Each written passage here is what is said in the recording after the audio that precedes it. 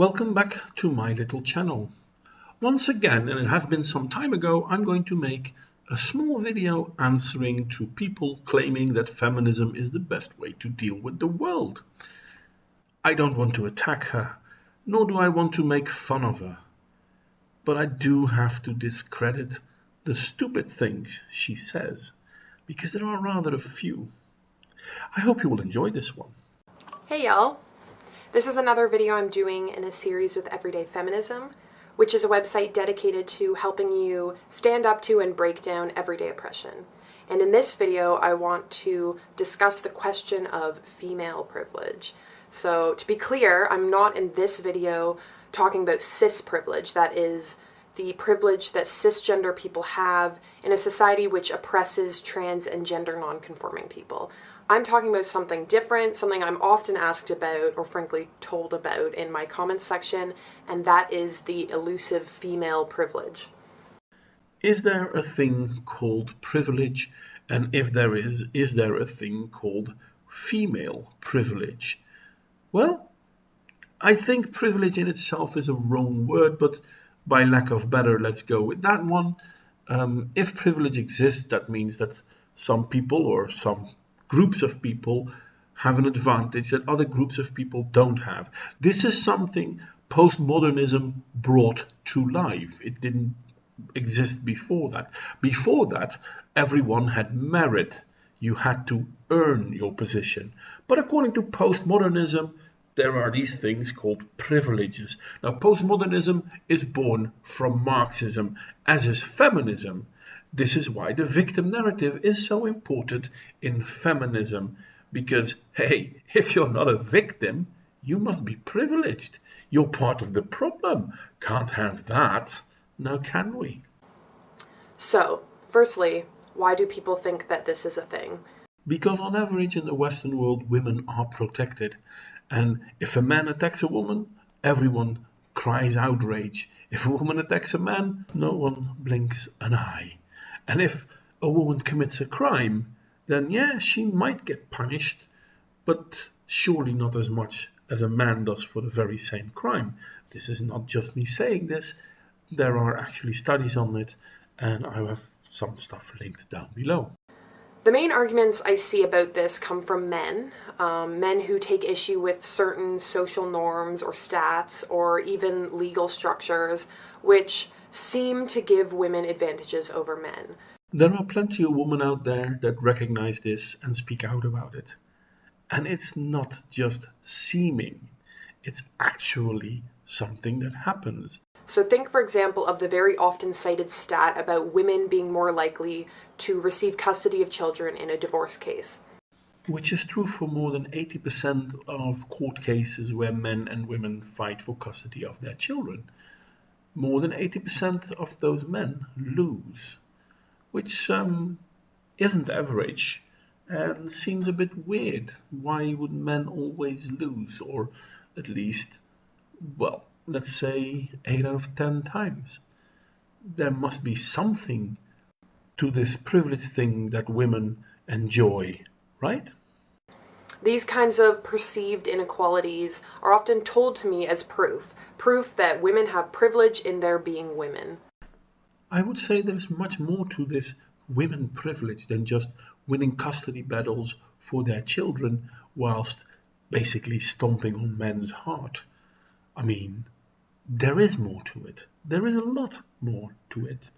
You want to go into it? Let's see where you bring us. That being born a woman means that we will have it easier than men in a lot of ways. Well, I guess it depends on where you are born as a woman. In the Western world, oh yeah, you have a lot of things coming your way. Would you be born a woman in the African world, the Arabian world, or the Asian world? Yeah, you might not have such a good life coming ahead of you.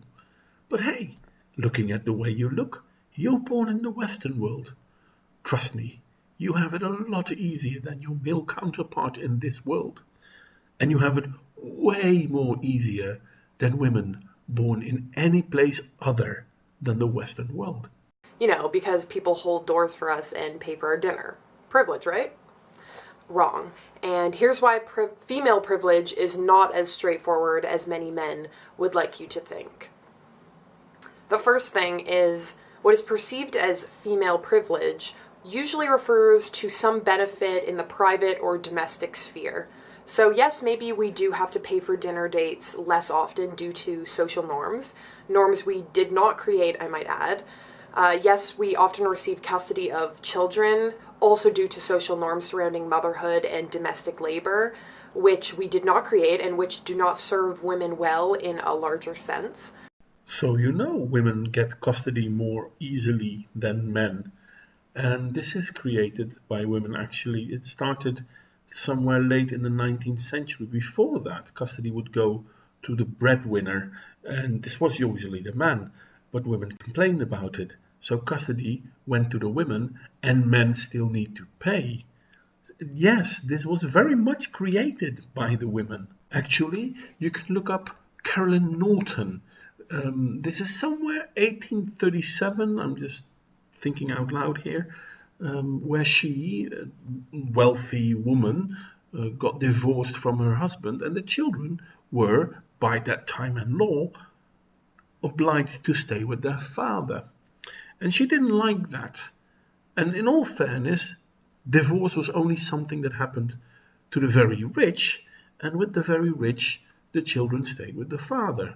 Now, she fought to basically gain custody. And she won. And because of that, the law changed. And don't get me wrong, I'm all in favor, almost to say, that the law did change, because it's unfair to claim custody would always go to the father, just as it's unfair to say custody would always go to the mother. But in all fairness, it was a woman that fought for the rights to gain custody of her children that caused the laws to change in such a way that the custody would go to the woman nearly always. So yes, it was caused by women. Well, at least one of them. Yes, we are not as easily deemed predators when we attend a children's playground. This seems to come up a lot for men's rights activists. Which is extremely painful, especially when you know that most children under the age of, let's say, 4 are more likely to die by the hands of their mother than by the hands of their father. But yeah, no, let's not mention any of that. I would also attribute that to social norms regarding how normal it is in society for a woman to spend time with her children over a man. I'm not saying it's right or better that women are assumed to be better at parenting or less predatory, or that we should never pay for dinner. None of those things. In fact, it hinders equality for all genders to maintain these norms which push us into these neat little boxes in which we don't all fit. Norms, mind you, created by women and feminists in the second wave, but yeah, let's not mention any of that. Again, you're proving that women have it better, and you're claiming it's detrimental to women, but it is detrimental to men. But yeah, let's not mention that, because it's not interesting, it's bullshit. I mean, women are victims of these social norms as well, norms that are mostly created by women, and men, on average, do what they can to try and please women, so they go along with it until they fall victim to it, and then the very women that he tried to uplift are now stabbing him. Yeah, no, I'm sorry. Feminism is a real big problem in this world. What I am saying, though, is that these privileges all exist in a domestic or private sphere. So while men are more easily accepted as the head of a company or of a family or a country, women are indeed more easily accepted as nurturing, submissive, and inferior. And in this small bit of yours, you are missing two things. One, there is something called merit. So women not becoming bosses of huge companies has something to do with the merit they bring in. Mind you, average men are not the leaders of large companies either. And the second thing I find really interesting is you are the one calling women inferior. But then again, This is what feminism does. Feminism claims women are inferior. They have no agency, they have no control over their life, and they are victims. Remember that. The second point is chivalry can die. Really, men, if you're going to resent women because you pay for our dinner or open our doors, then just stop doing it. We're not forcing you to buy us drinks. And while you might think that being treated like a lady is a privilege, it really doesn't affect us nearly as much as you think it does. And what you just said here is a reason why so many men turn MGTOW. And feminism hates it when men turn MGTOW. Funny how that goes. Your privileges as a man are widespread and they're mostly invisible to you. What you might call my privilege, like getting a free meal, often comes with harmful strings attached, like the expectation that I'll sleep with you. And this is the last bit of her video I'm going to use. And I have to admit that I love the double standard. Men are privileged, but they don't know it because they cannot see their own privilege. And we're talking about female privilege. And there's a female saying she doesn't have any privilege. But then again, didn't she just say that as someone who has privilege, you are blind to your own privilege?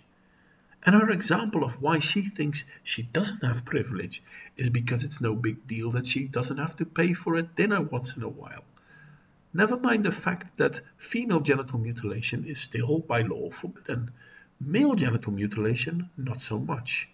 Men commit suicide way more often and die on the job way more often than women do. But there is no privilege in that. 60% of all domestic violence victims are women. 40% of domestic violence then, obviously, is male. But if we look at domestic violence shelters, not more than 5% of all the shelters are for men. So how come males need to find shelter in, let's say, less than 5% of the shelters when 60% of women have basically everything handed to them? And don't get me wrong, I'm not saying that women that are victims of domestic violence are bad. What I am saying is our society is bad because we only look at the women being the victim. We don't look at men being the victim. This is privilege. But all these things, they don't care. They don't mind because women are the victim. We have to believe that women are the victim because if we don't believe that, well, then we have proven that there is indeed such a thing as female privilege. And this girl doesn't see it, therefore it can't be true. Welcome to the world of feminism. Anyway, it's too much of a rant for me, and I've said all of this before. I would love to hear your questions on this. I would love to debate anyone on this. Feminism hasn't done anything right throughout the history of men, and somehow we are still being forced to endure it. And there are still loads of people out there, male and female, don't get me wrong, that defend feminism. It's postmodernistic crap. It's Marxistic, neo-Marxistic crap, and it's damaging our society. It's kind of funny that the feminists claim about patriarchy and how men have it also well and women are also much the victim. And then when women really are the victim, but they're not the victim of white men, suddenly feminists are quiet. There is no feminist complaining about the situation in Sweden or in, let's say, Germany. No. Feminists in Sweden claim that the whole situation is not the fault of anyone but white men. Anyway, I'm going to go on a new rant. I'm stopping myself. I hope you enjoyed this little video. Like, share and subscribe if you feel so inclined, and your questions are really more than welcome. I hope to see you all soon.